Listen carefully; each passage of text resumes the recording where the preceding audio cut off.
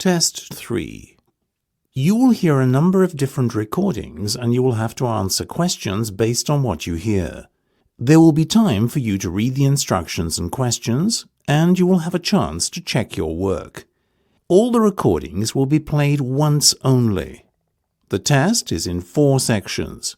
At the end of the test, you will be given 10 minutes to transfer your answers to the answer sheet. Now turn to Section 1. Section 1. You will hear part of a telephone conversation between a customer and a booking agent. First, you have some time to look at questions 1 to 6.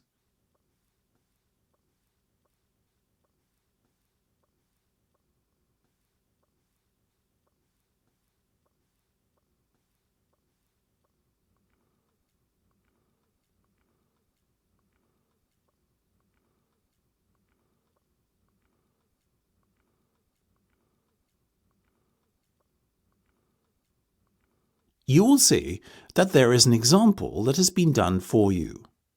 On this occasion only, the conversation relating to this will be played first. OK, well, based on the date you have set for your big day and the information you've told me about, how would you like it to be? I can tell you that I have 3 suitable venues. Would you like to hear what they are? Of course. Well, the first is the Royal, a restaurant located just off Burgundy Road, right in the centre of the city. The hotel is located just off Burgundy Road. So, you write just off in the space provided. You should answer the questions as you listen because you will not hear the recording a second time.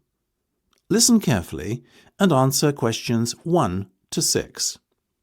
OK, well, based on the date you have set for your big day and the information you've told me about, how would you like it to be? I can tell you that I have 3 suitable venues. Would you like to hear what they are? Of course. Well, the first is the Royal, a restaurant located just off Burgundy Road, right in the centre of the city. Sounds nice. There's more. The Royal has its own private event room, which can be booked for the entire evening for only £4,000. And the icing on the cake, the price I've quoted you includes catering costs. Wow, that's good. And another perk of booking this restaurant is that it is located in very close proximity to a hotel, the Royal Hotel. Wedding guests who want to stay there overnight will get a special discount on bookings. Right. Well, that's certainly a factor to consider.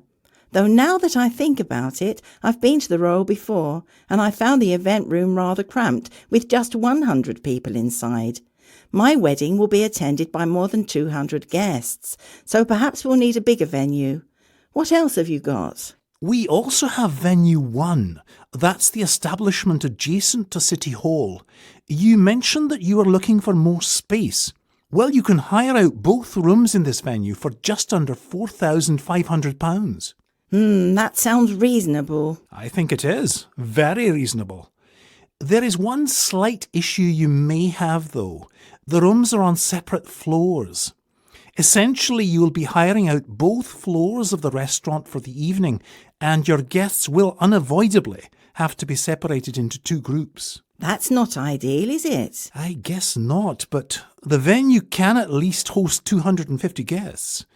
Plus, did I mention that a wedding band can be provided free of charge? Really? Yes, the restaurant has a very good house band, which is always available for such occasions as part of the package. Before listening to the rest of the conversation, you have some time to look at questions 7 to 10.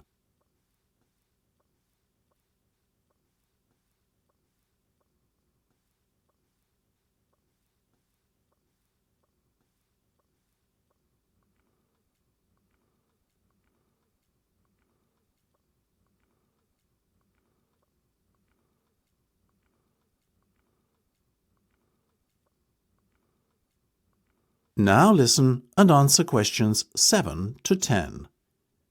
OK, I'll definitely give it some serious thought. Are there any other options, though? There is the Alibi Club 9731.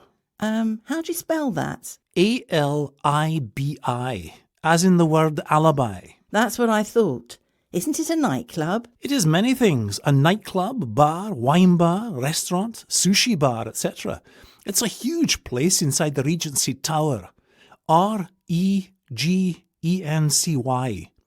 The city's tallest building, so you're going to be guaranteed spectacular views. Sounds expensive. It is. £10,000 actually. Oh, no, that's far too expensive. Well, there is a Monday evening offer. Monday bookings get the venue for 50% less than the normal price. OK, that's a bit more realistic.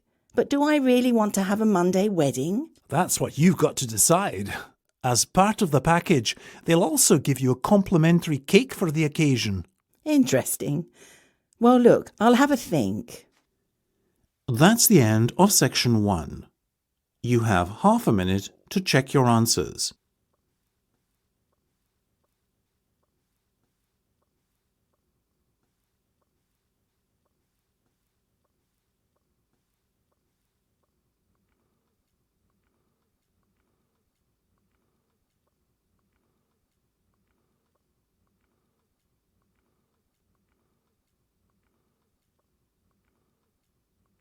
Now turn to section 2. Section 2.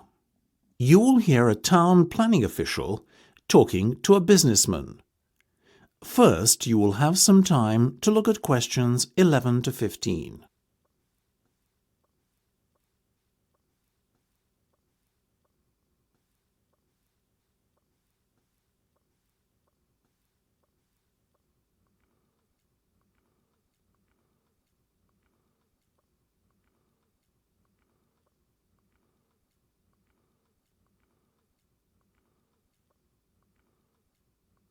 Now listen carefully and answer questions 11 to 15.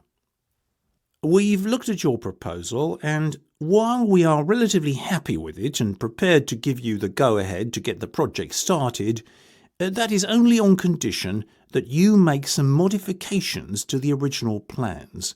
First of all, having 2 car parks is all well and good, but you only have a ticket office in one of them. What happens if a customer encounters a problem in car park 2? Does he have to go all the way over to car park 1 to get help? That'll have to change. Another issue we have is the location of one shopping outlet in isolation on the opposite side of the road to the main complex. I'm referring to the designer boutique by the roundabout. It's highly dangerous to expect people to cross over the road there. An accident waiting to happen, quite frankly. We very much approve of the placement of a flower bed in the centre of the complex, and of course it makes sense to have this leading into the garden centre, as you have shown in your plans. That said, we're not sure a garden centre is the right kind of store for this location, and we would like you to carry out some further market research to provide evidence that there would be a demand for gardening products were such an outlet to be built. Also, the building in the main complex, near to car park 2, is the Cineplex Cinema. That's fine, but we have a big issue with the placement of the cloakroom and toilets in a separate building. There's no logic for that, for goodness sake. What's more, the toilets are on the garden centre side of the building, which means they're even further away from the Cineplex. The only reason we could think of for laying out your plans in this manner is so that toilet users would be forced to walk through the electrical store in the middle of that building. Not acceptable. The Cineplex must have its own toilets. Before you hear the rest of the discussion, you have some time to look at questions 16 to 20.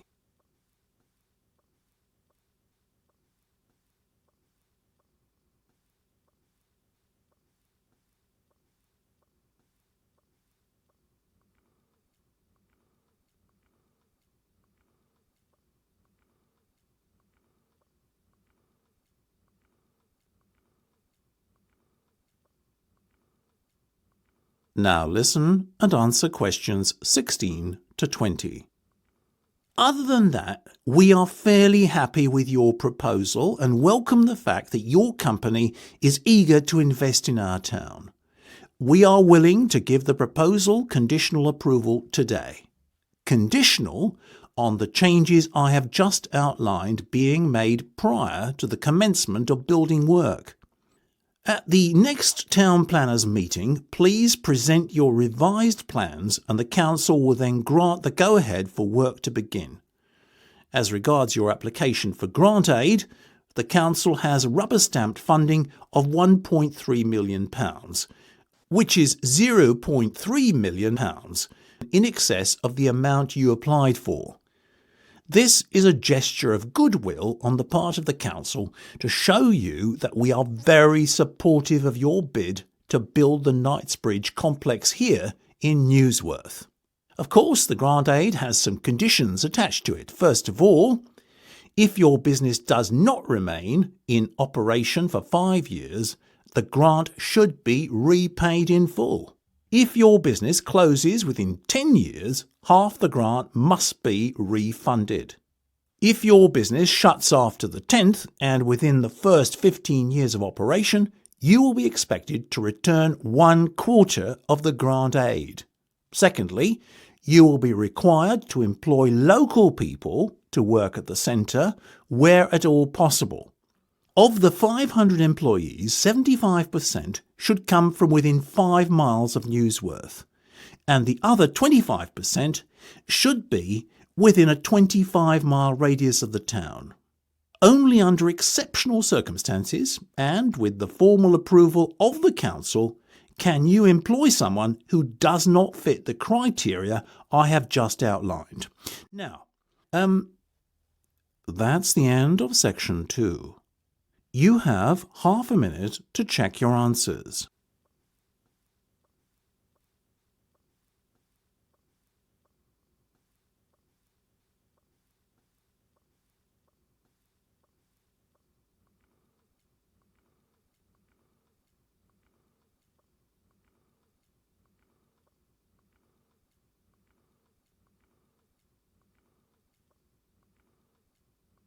Now turn to section 3. Section 3. You will hear a discussion between 2 students of international business. First, you have some time to look at questions 21 to 25.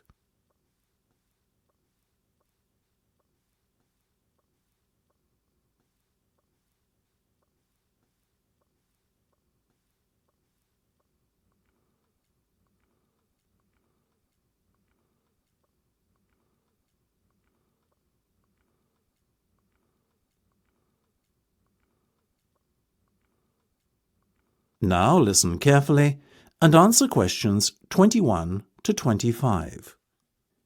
Long time no see. Hi, Chris. Yeah, it's good to be back. Definitely. Good to see you, Elle.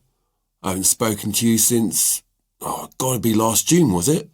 Yeah, that's right. Just after the end of term exams. How did you do, by the by? Not as poorly as I've been anticipating. I imagined there might be some resits in the offing, but thankfully I managed to just about pass every module, which was a huge relief. How about you? I was really happy with my grades and I'm still on track for my first in my degree. But there was one hiccup. Really? Do tell. Well, I sat the accounting exam with a fever and needless to say didn't do so well. I ended up having to take it again in August. Oh, how terrible. Must have ruined your summer. A little, but it all worked out in the end and I did brilliantly second time round. Well, that's cracking stuff, Elle. Well done. I'm envious of you. What with your being on course for a first, I'll be lucky to get a 2-2 at the rate I'm going. What percentage are you on overall at the moment? 42. Well, you know, third year only counted for 25% of the overall grade for our degree. Fourth year makes up the rest, so you still have plenty of time to pull out a good grade. You just have to apply yourself a bit more seriously. I know. Perhaps we could get together as a study group of some sort. What do you think? Sorry, Chris, I can't. Guess group study isn't everyone's cup of tea then. Never mind. It's not that. I'm all for a bit of group study, but bear in mind that I don't live on campus anymore. So you moved out and got your own place? No, I couldn't find one, so I moved back in with the folks. Now I get the train in from home every day. Takes about half an hour, so it's not so bad. I didn't realise. Shame we won't see so much of you around in the evenings this year then. I know, I'll miss the feel of the campus too. Before you hear the rest of the discussion, you have some time to look at questions 26 to 30.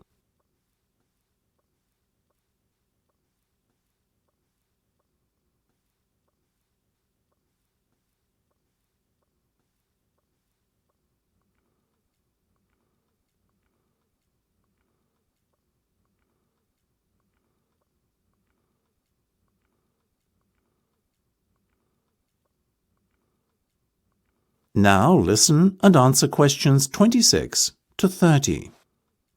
Have you chosen your modules for this semester yet, by the way? No, I'm still putting it off. Can't make up my mind what I want to do. You? Yeah, my first choice was marketing. Well, you love marketing, don't you? So I was sure you'd choose that. Me, though, I'm not completely convinced I want to do that module. I was leaning more towards human resources, though I haven't made up my mind completely yet. Why not do them both? I am. But then I wouldn't be able to do business law as it clashes on the timetable. No way. Oh, yeah, I forgot. You love all that legal stuff, don't you? Are you doing organisational behaviour? No. You? I would sooner enrol in a class that entailed watching the grass grow for an hour and a half every day. I can't stand that Professor Leon Smith. What an absolute bore. Steady on. It's not that bad. I know what you mean. I think finance is an important module. Wouldn't you agree? That's why I'm doing it. We'll see you there then. We can sit together. Great. Sounds like a plan. Now, how about... That's the end of section 3. You have half a minute to check your answers.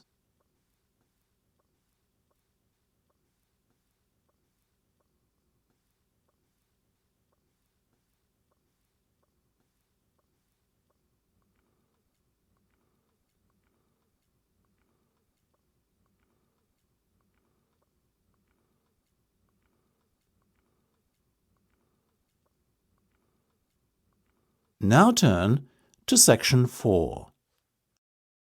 Section 4. You will hear part of a psychology lecture.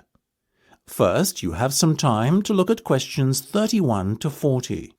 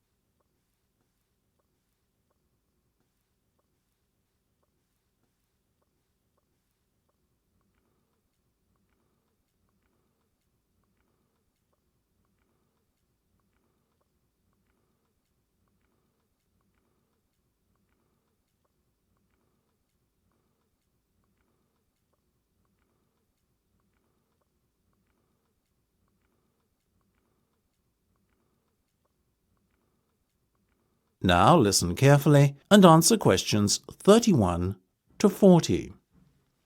Is anyone familiar with the term parapraxis? Well, by the looks on your faces, I can surmise that you are not, or that at least if you are not aware of the fact. In actual fact, I am very confident that all of you have come across parapraxis before, but you may recognise it by its more familiar name, a Freudian slip. A Freudian slip is an error in speech, memory or physical action, which can be interpreted as having occurred on account of some repressed or subconscious wish, conflict or train of thought. Some would pass off these glitches in our speech as slips of the tongue. But in psychoanalysis, a discipline founded by none other than Freud himself, whose name, of course, has lent itself to the term here described, they take on much more significance, and indeed can often give an insight into the speaker's deepest and most suppressed inner thoughts.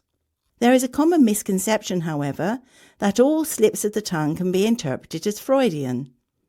In actual fact, for a Freudian slip to have occurred, the speaker must not consciously be aware that they were thinking or feeling the things that the slip revealed. For example, if a man is in love with a woman he knows, but has never told her, and in conversation, when asked by the woman whether he would like to accompany her to a movie, he replies, "I would love you," as opposed to, "I would love to." This is not a Freudian slip. Why? Because the man is consciously aware of his feelings for the woman. They are secret from her, but not from him. For a slip to be truly Freudian, the feelings must be secret from the speaker, as well as the person being spoken to. In other words, the speaker must not consciously be aware of how he feels. Freud believed passionately in the notion that nothing happened by chance, and that the numerous little slips of one sort or another that people make in their speech could be interpreted to reveal something useful in psychoanalytical terms about the speaker. He was convinced, in the particular case of Freudian slips, that they revealed the presence of restrained or repressed intentions. Freud held a similar view of dreams, and indeed is probably most famous for his work on dream analysis. However, the Freudian viewpoint is not without its skeptics. Many cognitive psychologists argue that slips of the tongue can be explained away for a much more simple reason.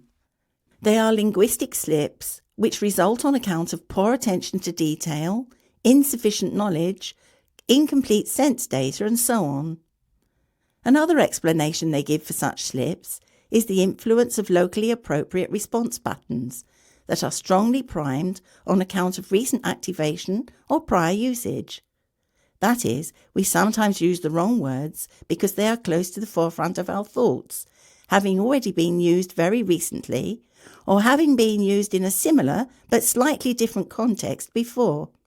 Linguists support this view, and also point out that some sentences and phrases even lend themselves to error on account of the fact that they contain archaic or very old and rarely used words, or unusual expressions with forms that can easily be mixed up and confused.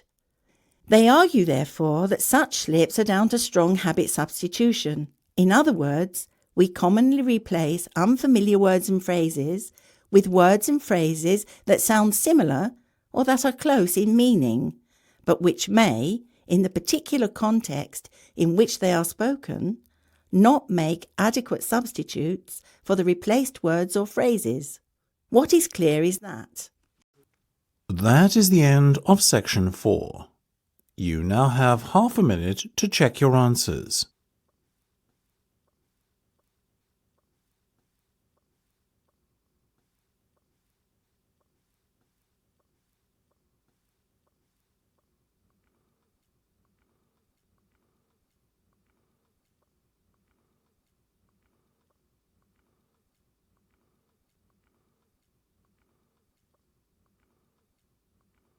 That is the end of the listening test. You now have 10 minutes to transfer your answer to the listening answer sheet.